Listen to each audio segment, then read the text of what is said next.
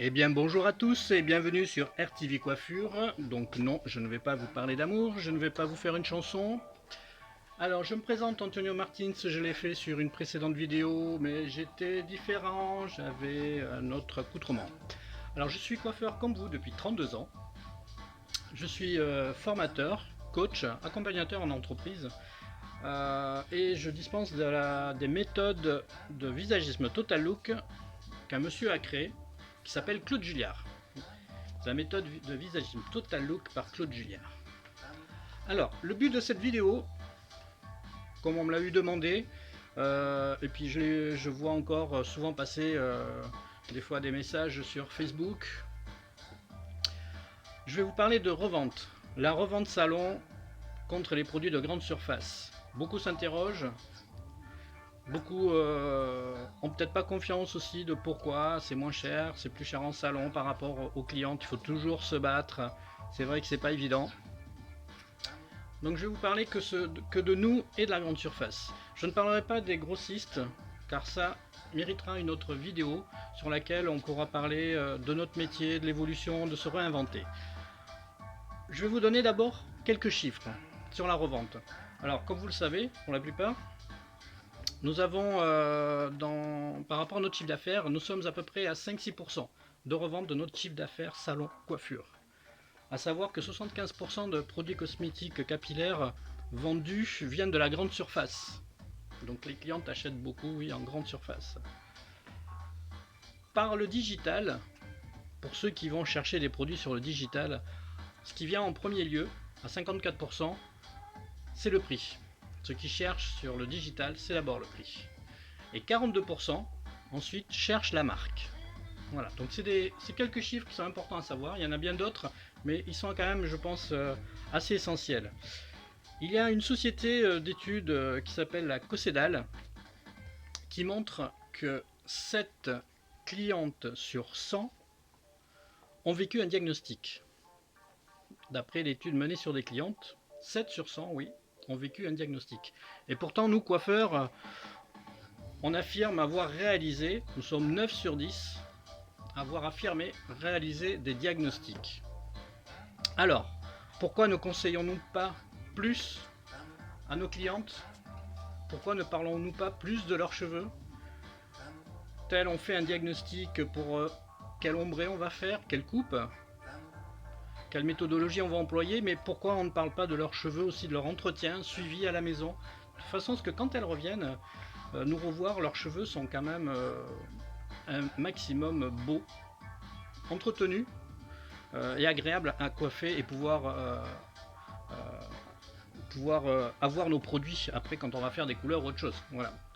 Donc, bien souvent, les coiffeurs disent on n'est pas vendeur. Moi, je l'ai entendu souvent. Je donne de la formation, je bouge un petit peu partout dans toute la France et depuis bien longtemps, et j'ai souvent, parfois entendu oui, on n'est pas vendeur. Dans des équipes, dans mes équipes que j'ai eues, ça a été pareil. On est coiffeur, on n'est pas vendeur. C'est vrai, on n'est pas vendeur.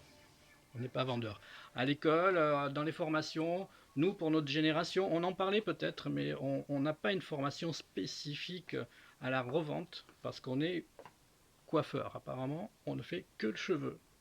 Mais bon, le cheveu, c'est une fibre, c'est un vêtement.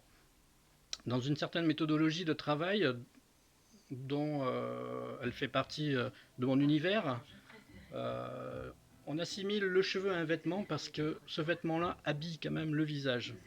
Que ce soit pour un homme ou une femme, il habille le visage. Donc ce vêtement-là, il faut quand même l'entretenir. Vous avez des clientes qui parfois, bah oui, elles le coiffent pas, elles le brochent pas, elles le sèchent pas. D'accord, pourquoi pas. Mais bon, si on veut avoir une certaine beauté capillaire qui harmonise, qui donne de la valeur au visage, peu importe, mais c'est un look total quelque part. Parce que quand on a la cliente qui est assise et qu'on a un peignoir et qu'on voit que cette partie-là, ça peut être joli, mais quand elle se lève, c'est un look total, c'est un assemblage, c'est tout un tas de choses euh, qu'on peut voir sur d'autres vidéos d'ailleurs, que je pourrais vous en parler, puisqu'on a des formations là-dessus, entre autres. Alors, cette partie-là, ben, le cheveu, C'est une fibre, il faut la travailler, il faut l'entretenir, et il est essentiel en tout cas d'expliquer au client, de l'éduquer, de lui apprendre, parce que peut-être que depuis l'enfance, bah, il y a une mécanique qui s'est faite que bah, il y a des choses, bah, il ne peut pas savoir. Hein. Il m'arrive, je suis coiffeur comme vous, depuis 32 ans, il m'arrive des fois encore aujourd'hui des personnes qui bah, pensent qu'il faut se laver la tête, enfin, ou elles ne sont pas au courant, elles ne se la lavent qu'une fois par semaine en faisant un shampoing. Alors que bon, ben, on l'a eu appris, on l'apprend, ça dépend des produits que l'on emploie, c'est sûr, mais on a toujours un premier lavage qui est de désincrustage et un deuxième pour assainir. En les lavant tous les jours, c'est pas pareil. Et puis le produit, on va l'adapter, il sera pas le même. Mais d'où viennent ces croyances, d'où vient le fait de oui, je suis pas vendeur, non, c'est pas mon truc, j'ai peur, enfin voilà, on arrive à un mot j'ai peur peut-être. On le dit pas forcément, mais on rentre dans une certaine, pour moi, ce sont des pensées limitantes en fait, sur lesquelles on est statique, on n'avance plus, on n'évolue plus. On reste juste sur le fait de je suis coiffeur, et le coiffeur, ben, c'est coupé. D'où le geste, vous voyez, la cliente, elle a emmagasiné ce geste-là dans sa tête, qu'elle retransmet verbalement souvent en disant qu'il n'a pas entendu « Ah, mais le coiffeur, il coupe trop, il coupe beaucoup », voilà. C'est quelque chose qui vient le plus. J'ai jamais entendu « Ah, le coiffeur, il colore trop »,« Ah, le coiffeur, il fait trop de mèches », non. Si c'est l'inverse, s'il n'y en a pas assez, il vous le dira, mais ça a été toujours « il coupe », voilà. Parce que le coiffeur lui-même a assemblé son métier juste à ça. L'essentiel vient de là. Donc, est-ce que ça commence dès l'apprentissage? Est-ce que c'est nous aussi, pour beaucoup de formateurs, patrons ou managers qui avons des équipes derrière, si nous-mêmes on a certaines craintes, certaines peurs, on peut des fois forcer à vendre, mais on est sur de la vente. Donc on va forcer les autres à vendre, alors que soi-même des fois on ne le fait pas, c'est vrai, mais c'est plus facile. Mais on a nos croyances, on a peur, on est limité, et bien en face, il y a une échange et ça revient pareil. Et puis au bout d'un moment, dans la routine de tous les jours, qu'est-ce qui se passe? C'est qu'en face, ben, nos équipes, ben, peut-être qu'elles avancent pas plus. Et nous, on regarde qu'un chiffre, oh, t'as pas vendu, oh, t'as pas fait. Non. Essayez peut-être d'aller vraiment sur le conseil. Parce que quand on conseille, quand on parle de la cliente d'elle-même, elle est beaucoup plus à l'écoute. On parle de son cheveu. Et on va pouvoir lui expliquer comment les entretenir, s'occuper de ses cheveux. Pensez-vous qu'il est normal que, après avoir fait un sublime service de 80 à 100 euros au moins, que vous laissiez partir votre cliente sans lui avoir conseillé comment entretenir après à la maison la beauté capillaire que vous lui avez fait? Que ce soit un ombré, une jolie couleur avec une jolie forme de structure de coupe, est-il normal de la laisser partir? Vous imaginez votre cliente qui en boutique va s'acheter un super chemisier, un beau vêtement, peu importe, hein, elle va le payer dans les mêmes prix. Vous croyez qu'arrivée à la maison, elle va pas en prendre soin de son vêtement? Elle va le mettre à laver avec n'importe quel produit, n'importe quelle lessive? Je pense pas. Et bien les cheveux, c'est pareil. Alors c'est peut-être éduquer, c'est peut-être apprendre à une cliente aussi à se regarder, à s'aimer. Peut-être, je sais pas. Mais ça fait partie de notre travail de conseiller, je pense. Et pour ça, c'est vrai qu'il faut avoir le temps, donc prendre le temps. Prendre le temps de le faire.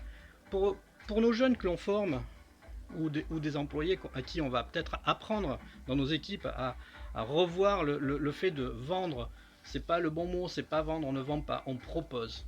On va bien proposer une coupe, on va pas obliger, bien que souvent bah, on peut avoir le moi-je, c'est moi la star, c'est moi qui fais, c'est pas grave. Mais on va proposer, quoi qu'il arrive, une structure de coupe ou une couleur. Pourquoi on ne propose pas aussi tel ou tel produit adapté aux besoins aujourd'hui spécifiques de la chevelure? Il suffit qu'un jour vous êtes de bonne humeur, vous expliquez assez verbalement un produit à une cliente, alors que bon, c'est pas toujours dans vos habitudes. Mais vous en avez une autre qui est à côté qui entend, à qui vous avez jamais conseillé. Pensez-vous, moi ça m'est eu arrivé par le passé. Mais qu'est-ce qui se passe souvent? Cette cliente-là s'intéresse et elle s'ouvre. Pourquoi? Parce que vous expliquez un produit, vous parlez de la personne, vous parlez d'elle-même, de ses cheveux. Et à côté, vous avez une cliente à qui vous avez peut-être jamais vendu, parce que vous avez pas proposé, parce que vous n'avez pas conseillé. Donc c'est plus vendre, c'est du conseil. Mais si vous lui avez simplement parlé d'elle et du conseil adapté à sa chevelure, ben vous aurez peut-être pris des produits pour entretenir justement sa beauté capillaire. Alors que là, aujourd'hui, elle écoute, elle vous écoute, elle entend que vous promulguez des bienfaits, des soins. Et elle se dit, mais moi, pourquoi pas moi? Elle a besoin qu'on s'occupe d'elle. Donc il faut chouchouter ses clientes. Alors c'est vrai que dans la formation, bien souvent, quand on prend des équipes nouvelles ou des jeunes, les plus jeunes en apprentissage, voilà, on est là pour leur donner des clés, des outils de travail. Et c'est vrai que quand on est dans l'enseignement et qu'on voit, comme moi il m'est arrivé de voir des exercices, voilà, des exercices CFA, et que l'on voit, alors je ne juge pas, c'est juste une constatation, excusez-moi, et qu'on est en brevet et qu'on vous dit le coiffeur, les coiffeurs ne sont pas vendeurs. Pourtant, en ces temps difficiles, la vente représente plus que jamais la possibilité d'un second souffle. C'est un exercice, je le comprends, mais rien que quelques mots sont des mots qui vont encore s'incruster dans le cerveau, et dans notre disque dur, ça se programme comme ça, parce que ça s'est déjà programmé. Du coup, ça amplifie la croyance qu'on peut avoir que nous ne sommes pas vendeurs. Le coiffeur ne sont pas vendeurs. On retrouve ça dans un exercice de BP. Je ne juge pas, je constate juste que. Eh bien oui, le coiffeur, moi je dirais, il n'est pas vendeur, mais là on parle que d'argent. Mais juste par du conseil, par du temps que vous donnez à votre cliente, vous inquiétez pas, elle sera à l'écoute. Si elle a vraiment envie d'entretenir sa beauté capillaire, sachant, comme je vous l'ai dit juste avant, 80, 100 euros, c'est des tarifs, c'est pas rien quand même. C'est pas normal de la laisser partir comme ça, et puis qu'elle rien, les cheveux sont délavés, ils tiennent pas, parce que des fois elle va vous dire aussi, oh la couleur elle a pas tenu, hein, c'est délavé. Bah avec quoi vous l'avez lavé, madame? Bah si, shampoing, bon, ok. Il peut y avoir d'autres peurs, excusez-moi, que je comprends, hein, parce qu'en salon, on va être à 15, 16 euros un shampoing, 21, ça dépend des marques. Voilà, plus on monte en gamme, plus ça va être cher. Et c'est vrai qu'en grande surface, on va trouver des shampoings 1 euro, 1,50 €, 2, 3 euros. Il y a une grosse différence. D'où peut venir cette différence? Alors il faut savoir que c'est des gros volumes d'achat pour des grosses ventes. Ça c'est la première. Donc à nous de négocier avec nos représentants, avec nos marques aussi quand même. Faut savoir que les formulations quand même, pour ceux qui ont un peu de mal à expliquer les produits, les formulations ne sont pas les mêmes, elles sont plus neutres pour le grand public, pour la grande distribution, elles sont moins approfondies que les nôtres. Ce que nous avons en salon, c'est beaucoup plus, les formules sont plus approfondies, parce que nous sommes des professionnels, logiquement, donc nous sommes à même de mieux conseiller un shampoing beaucoup plus spécifique en fonction du besoin aujourd'hui à la cliente. Ça peut être un shampoing rescue, hydratant, cheveux super secs, et demain la même chose mais plutôt coloré parce qu'il est mieux. Le cheveu, bien sûr, alors qu'à la base il était aussi coloré mais il était ultra déshydraté, donc on va pouvoir conseiller. Donc il y a notre temps qui est dans ce tarif là, qui est dans le prix de revente.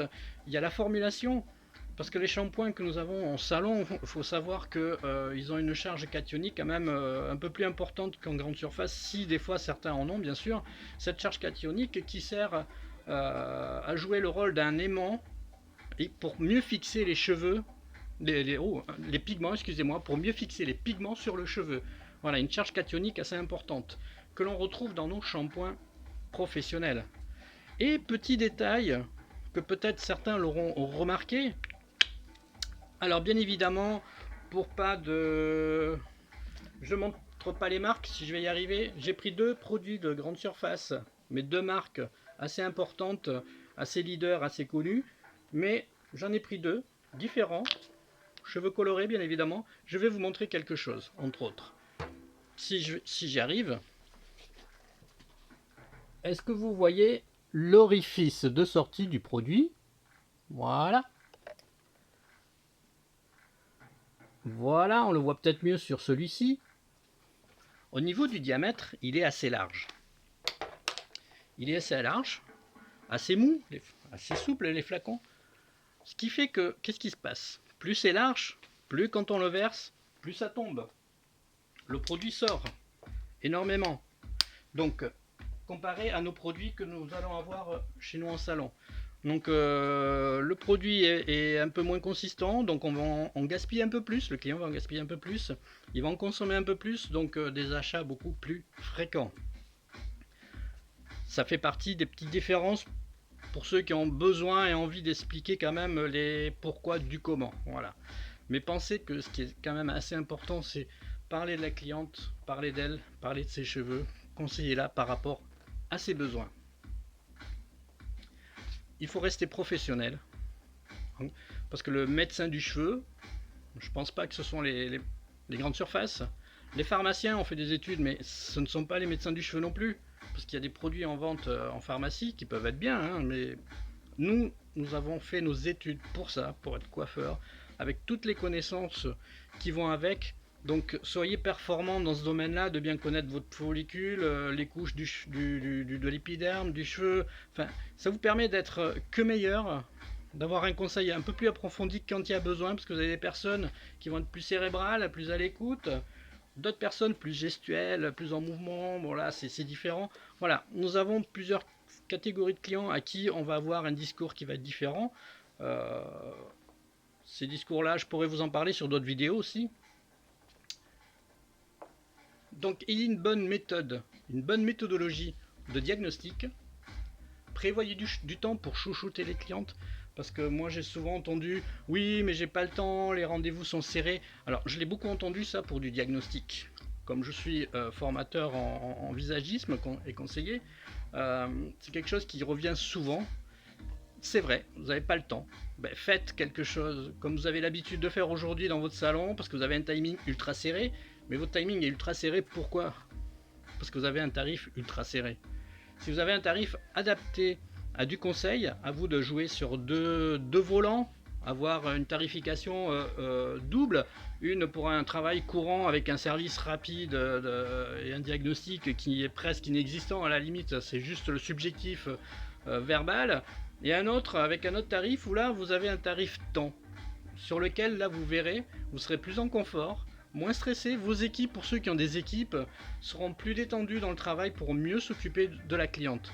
Il faut savoir qu'après quand vous comptez par rapport à vos tarifs, je ne vous dis pas de tout changer aujourd'hui, hein, chacun fait comme il veut bien évidemment, mais pensez que si vous avez un certain nombre de clients, que vous travaillez mieux dans votre journée, vous serez allé jusqu'au bout de ce que vous pensez, de ce que vous voyez pour la cliente, grâce à l'échange, et pas vous dire une fois que vous êtes au brush, ah mince, si j'avais su, j'aurais pu faire ça. Ben oui, vous pouvez vous le dire pendant que vous coiffez. Pourquoi? Parce que vous avez sauté des étapes, parce que vous étiez pressé, et comme vous me dites souvent, ah oh, j'ai pas le temps, mon carnet de rendez-vous, clac clac clac, je suis serré, c'est vrai. Mais essayez d'avoir 5-6 clients dans la journée, mais hyper confortable avec le tarif qui va avec, plutôt que d'en avoir 20 où vous rentrez, vous êtes fatigué, vous loupez des choses, fatalement bah, tout le monde revient, peut-être que des fois on en perd, on ne sait pas, mais est-ce que c'est le mieux ou pas? Ça c'est à chacun de juger. Mais pour avoir un bon conseil, un bon diagnostic, il faut savoir qu'il vous faut prévoir du temps et il vous suffit de mettre un tarif en face. Grâce au digital que nous avons aujourd'hui, vous pouvez même l'afficher en menu, en carte, des tarifs courants d'entretien et puis des tarifs de conseil qui sont plus larges et que vous allez avoir le temps de masser, le temps de faire beaucoup de choses. Croyez-moi, je travaille que comme ça. Que comme ça. Je suis pas fatigué le soir. Je vais au sport après. Mais je suis bien dans ma tête, je suis bien dans mon corps et j'ai l'impression d'avoir bien fait mon travail par rapport aux clientes parce qu'on a échangé, on a bien parlé d'elles et elles repartent satisfaites. Alors, comme je vous ai dit, les grossistes, ça ne fera pas partie de cette vidéo-là, ça sera pour une prochaine, car on parlera de se réinventer, parce que la coiffure est un éventail assez large, on a plein de choses à faire. J'ai fait une micro vidéo sur une coupe tondeuse rapide, tuto, c'est pas mon truc mais je vois qu'il y en a plein et puis après tout je me dis mon travail il est différent, j'ai une méthodologie différente, celle-ci ben pourquoi pas, allez c'est pas grave, il faut du travail pour tout le monde, on peut le laisser à qui veut pour faire d'autres tarifications. Donc la conclusion c'est que les produits des grandes surfaces n'ont pas la même formule, n'ont pas le même diamètre de débit comparé aux nôtres qui sont plus professionnels avec des formules plus pointues, excusez-moi, et il y a notre conseil à l'intérieur. Voilà, donc ce n'est pas juste prendre un produit devant la cliente, regarder la composition, c'est bien de les connaître aussi, d'accord, de pouvoir madame, voilà ce qu'il vous faudra si vous souhaitez avoir une jolie chevelure aujourd'hui. Voilà, et qu'elle soit entretenue pour la prochaine visite à laquelle vous verrez qu'ils seront toujours quand même soyeux et brillants. Alors si vous avez aimé cette vidéo, partagez, likez, mais partagez surtout, car plus on sera nombreux à évoluer dans le même sens, à pouvoir promouvoir notre métier, à en parler, nous pourrons avancer, faire avancer les choses et aller dans une même direction tous et réévaluer et revaloriser notre métier. Et surtout n'oubliez pas, retransmettre des choses assez cohérentes et peu plus qualitatives auprès de nos jeunes. C'est important et je m'y engage. Merci à tous, à bientôt. Plus de chansons, c'est pas grave. À bientôt les amis.